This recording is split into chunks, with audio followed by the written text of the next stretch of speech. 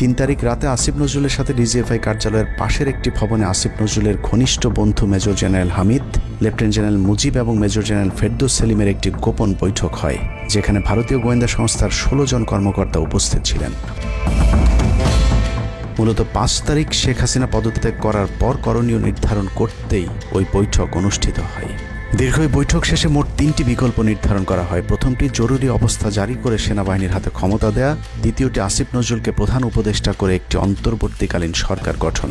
অন্তর্বর্তীকালীন সরকারের ভেতরে যেন ভারতীয় বলয়ের লোকজন বেশি সংখ্যায় রাখা যায় সেটা নিশ্চিত করার ব্যাপারেও আলোচনা হয় বৈঠকে, এবং সেটা নিশ্চিত করতে আসিফ নজরুলের পেছনে সেনাবাহিনীর ওই অংশটির সর্বোচ্চ সাপোর্ট থাকারও নিশ্চয়তা দেওয়া হয়। মূলত আসিফ নজরুলকে সামনে রেখে সেনাবাহিনীর মাধ্যমেই দেশ চালানোর পরিকল্পনা করা হয়েছিল 3 তারিখের ওই গোপন বৈঠকে।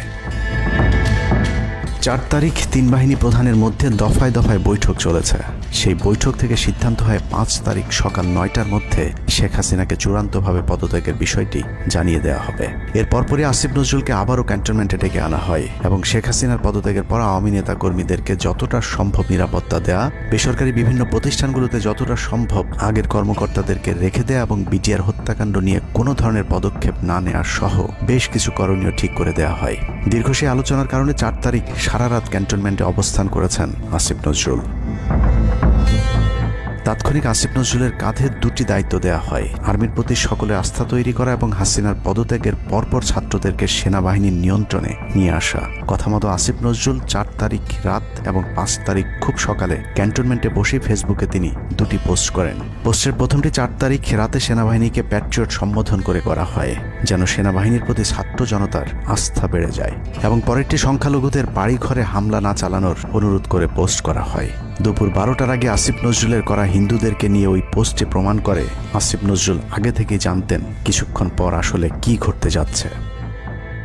আমরা এখন আর্মি চিফের সাথে একটা আলোচনায় আছি। আমি যতটুকু ওনার সাথে কথা বলেছি, আমার কাছে মনে হয়েছে, আশা করছি আপনাদের জন্য অনেক বড় সুসংবাদ আসছে। বিজয়ের খবর আগেই জেনে যাওয়াটা সমস্যা না, কিন্তু সমস্যা হলো আসিফ নজরুল সবাইকে আন্দোলনের কেন্দ্রবিন্দু ঢাকা বিশ্ববিদ্যালয়ে যেতে না বলে ক্যান্টনমেন্টের সুখবরের অপেক্ষায় থাকতে বলেন। মূলত আসিফ নজরুলের ওই ফাঁদে পা দিয়ে ছাত্র জনতার জুলাই আগস্ট বিপ্লবের বিজয় হাতছাড়া হয়ে গিয়েছিল। ছাত্র নেতাদের সরলতাকে কাজে লাগিয়ে আসিফ নজরুল নাহিদ আসিফদেরকে সেনাপ্রধানের কাছে আসতে বলেন। নাহিদ, আসিফ, মাহফুজরা সেনাপ্রধানের কাছে যাবার আগে আসিফ নজরুলের প্রধান উপদেষ্টা হবার বিষয়টি চূড়ান্ত হয়ে যায়। সমন্বয়কেরা পৌঁছানোর পর সেনাপ্রধান তাদেরকে জানায় আসিফ নজরুল হচ্ছেন প্রধান উপদেষ্টা, কিন্তু ছাত্ররা ডক্টর মোহাম্মদ ইউনুসকে প্রধান উপদেষ্টা বানানোর দাবি করলে আসিফ নজরুল তাদেরকে জানায় ডক্টর ইউনুস প্রধান উপদেষ্টা হতে রাজি নয়। কিন্তু ছাত্র নেতাদের সাথে ইউনুসের আগে থেকে যোগাযোগ ছিল, যে কারণেই সেনাপ্রধানকে ছাত্ররা জানায় আমরা ডক্টর ইউনুসের সাথে একান্তে কথা বলতে চাই। ছাত্ররা ডক্টর ইউনুসকে ফোন করলে তিনি জানান প্রধান উপদেষ্টা হতে চান না সেনাবাহিনী কিংবা আসিফ নজরুলের কাছে তার এরকম কোনো বার্তা তিনি দেননি। এরপর ছাত্র নেতাদের দাবির মুখে ইউনুসকে প্রধান উপদেষ্টা বানাতে বাধ্য হয় সেনাবাহিনী। ডক্টর মোহাম্মদ ইউনুসকে প্রধান উপদেষ্টা করা হলেও ক্ষমতার কেন্দ্রে থেকে যায় ভারত নিয়ন্ত্রিত ক্যান্টনমেন্টের মদতপুষ্ট আসিফ নজরুল, যাকে তারা সুনিপুণভাবে গেল এক যুগে তিলে তিলে তৈরি করেছেন। আসিফ নজরুল তার মন্ত্রণালয়ের বাইরেও সবখানে নিয়োগ থেকে বদলি বরখাস্তের একক ক্ষমতা ভোগ করতে থাকে।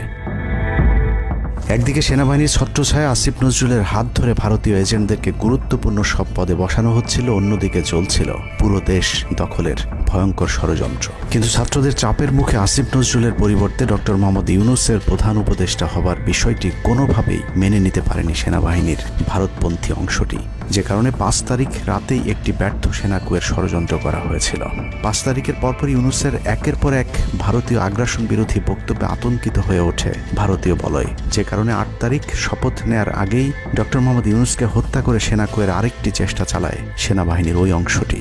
8 তারিখ ডক্টর ইউনুসের নেতৃত্বে নতুন সরকার শপথের ঠিক আগ মুহূর্তে একটি সেনা কুয়ের চেষ্টা করা হয়। কুয়ের নেতৃত্ব দেন লেফটেন্যান্ট জেনারেল মুজিব এবং মেজর জেনারেল হামিদুল হক।